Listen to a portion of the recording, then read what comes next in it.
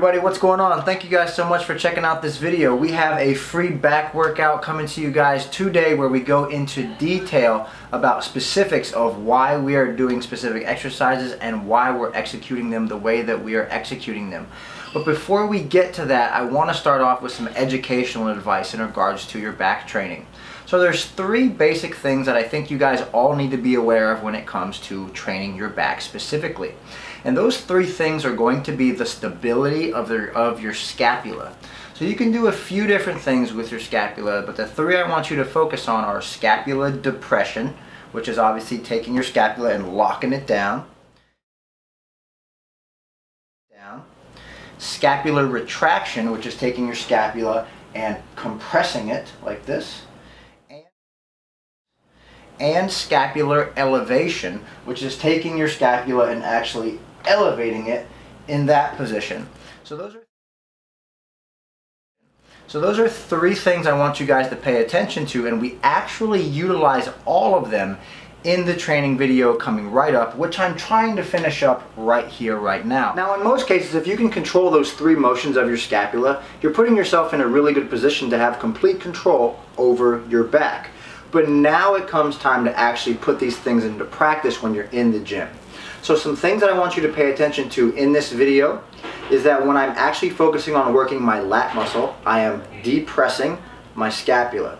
When I'm trying to focus on working the upper portions of my back, I am retracting and pulling in this plane, okay? Now when I'm trying to work my muscles through an extreme range of motion or work the upper lat fibers, so I'm in a really stretched out position, I'm focusing on scapula elevation so that I can elongate the muscle as much as possible. Now we're going to go over all of these things in this training video. Thank you guys so much for checking out this introduction. I hope you guys love the video. Alright, so here we are getting started off, guys, with some primer exercises. Now those of you who have been watching the videos we've been putting out this week, you guys know I love to start every single workout with a primer exercise, as it is a means to send a direct neurological signaling to the muscle that we will be working on this day. And since today is a back and arm day, obviously we're going to start off with something that will recruit a lot of the muscle fibers and send that signal from our brain into our lat muscles. Now you guys are going to notice I am utilizing scapular depression here with my elbows very low and close to my body. Jumping into the next exercise, we are again just trying to target the muscles we're going to be using on this day. So we went with triceps right here, just some simple tricep push downs as a means to get some blood flowing in the elbows and the triceps, because again we're going to be using them. Now right after we focused on the tricep push down, what you guys are going to see is that I actually take some time and I focus on palpitating on my tricep with my hand. Now if you have a training partner, your training partner can do this with just about any muscle on your body. But what we're trying to do here is flex that muscle as hard as we can as a means to just simply tell it, hey, it's time to wake up, it's time to go to work.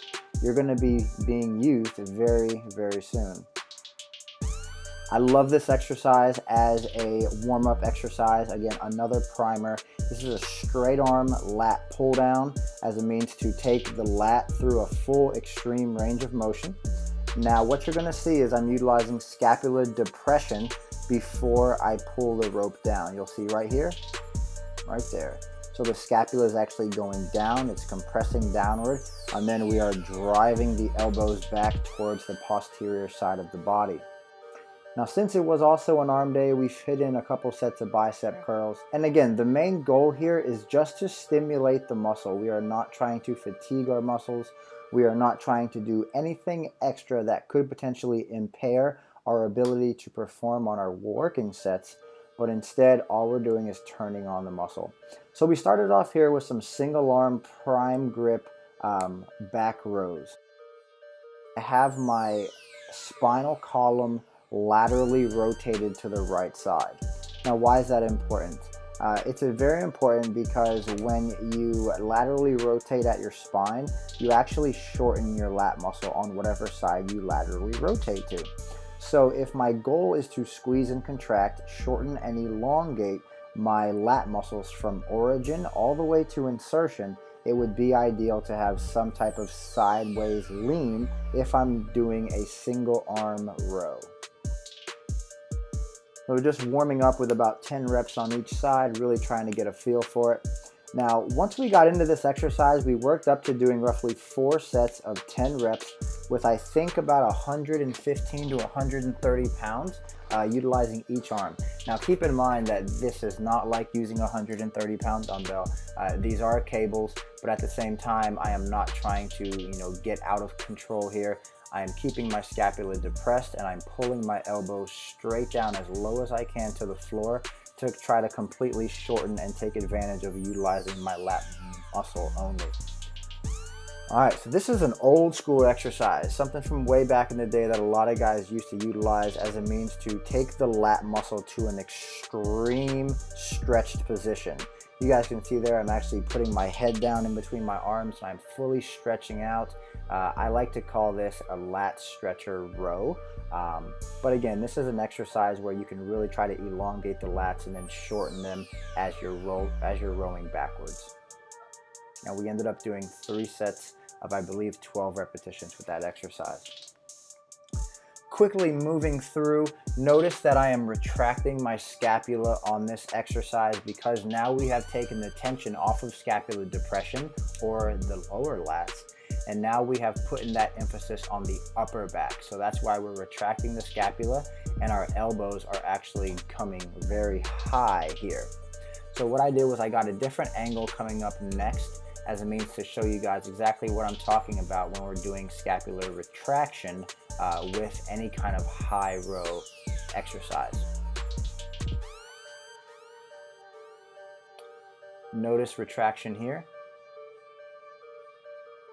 and then pull. And this is how you completely isolate your upper back. What I was trying to focus on here was my rear deltoids. So the scapular retraction to start this off was very essential because if I had not, it was a high likelihood that I would have just kind of been swinging the weight around, which I do see a lot. Most people, when they're training their back, aren't familiar with how to completely isolate their upper back muscles or their lat muscles in general because they don't know how to properly control the scapula. Moving into the next exercise, we have a supinated lat pull down. Now, one of the main reasons I really like to utilize a supinated grip is because I feel like I get a better stretch in my lat muscles when my grip is supinated. As if you could think about it, in an underhand position, you isolate your lats more than when you're in an overhand position. So this is by far my favorite lat pull down variation, as I can feel the contraction, especially in the lower lats when I get my elbows as close to my spine as possible at the bottom. And this has been a staple of mine for years on years.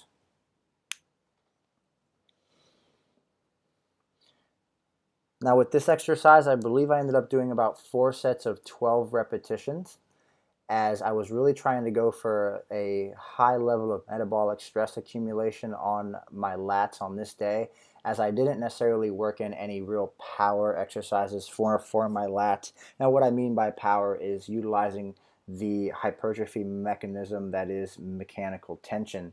I didn't decide to deadlift, I didn't decide to rack pull. This was all just basically isolation exercises for the lats. Finishing up this back workout, we utilized some Pendlay rows. Now this is an exercise that I used to use a lot of back when I was a bodybuilder. My last show was in 2012 and I've used them periodically throughout that time, but haven't really used them because I felt as though they overloaded my spine previously. But what I realize now is that I just actually didn't have control over my scapula, and that's why I felt like they overloaded my spine. What you're going to notice here on this exercise is that you should not be using a lot of body English, and your feet, your knees, your hips should stay locked in position. We're not necessarily trying to row, 200, 300, 400 pounds here and, cheat it around. Or there's only one way to take a muscle from a stretched position to a shortened position, and that's by actually controlling the weight. You notice I'm pulling it, and then I'm also controlling the eccentric phase on the way down. Control is everything, guys. There's no need to risk injury when in reality all you have to do is fix your form. I've had a lot of fun lately relearning how to lift weights in a more efficient manner. Obviously, I've been lifting weights for a very long time. However, it is always a pleasure to be able to go back and actually improve things that I maybe neglected over my training career.